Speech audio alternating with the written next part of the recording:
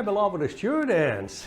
Welcome to one more Uncle Beto's English Tips. As dicas de inglês do professor Beto Camargo. Meus queridos, bem-vindos! Vamos fazer mais uma dica relâmpago.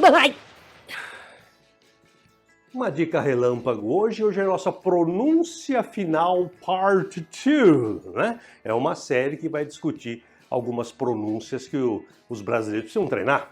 Essas duas aqui, ó. Café e tosse, ó.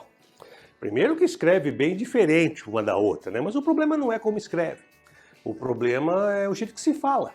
Então, gente, você não pode pronunciar essas palavras aqui equivocadamente, é perigoso. Você vai pedir um café, o cara entende que você quer uma tosse na cara, né? Ou então você vai falar que vai tossir, não, você vai cafezar, quer dizer, não pode. Então vamos lá. Como é que é a pronúncia de café? Observe que café tem dois Es ali no final. Então, o som é agudo. Coffee. Mais uma vez. Coffee. Outra vez. Coffee.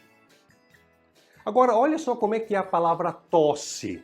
A palavra tosse não tem vogal final. O som é GH. Então, tem que acabar com o som de F, né? Então, seria assim, ó. Cough. Mais uma vez. Cough. Outra vez. Cough. Viram? Numa frase ficaria mais ou menos assim, ó. I would like to have some coffee. I would like to have some coffee. Tá vendo? That cough is killing me. That cough is killing me. Tá vendo? É diferente, né? How would you like your coffee? How would you like your coffee? Coffee, okay? I would like a cough syrup. Oh, cough syrup.